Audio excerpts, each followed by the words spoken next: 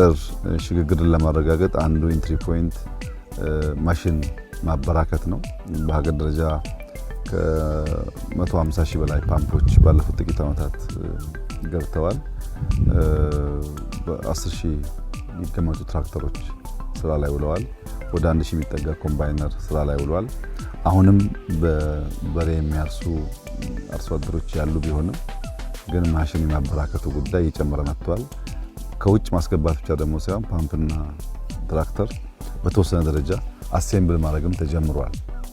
እና ማሽን ስንጠቀም ሰፋፊ ቦታ አሁን በጋ በበሬ ማረስ ይከብዳል፣ ደረቅ ስለሚሆን በትራክተር ሲሆን ሞር ይቀላል። ከታረሰም በኋላ በእጅ መሰብሰብና በኮምባይነር አንድ አይደለም። ባጠረ ጊዜ ውስጥ ምርት ለመሰብሰብና የሚጠፉ ዌስት ለመቀነስ ያግዛል። ከፓፓያና ከሙዝ አንጻር ያየነው አዲስ ነገር ከዚህ ቀደም የነበረው ፓፓያ ግንዱ ረጅም ፍሩቱ ያነሱ ነበሩ። ይሄ አዲሱ ዝርያ አጠር ያለ ግን በጣም ፕሮዳክቲቪቲው ሃይ የሆነ ነው።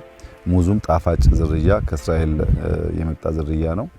እነዚህን በምርምር እያሻሻሉ ከ1 ሄክታር የሚገኘው ምርት እያሳደጉ ተጨማሪ መሬቶች እያሰፉ በክላስተር የነበረው ምርት እያሰፉ መሄድ የምግብ ሉዓላዊነት ለማረጋገጥ በእጅጉ ያግዛል።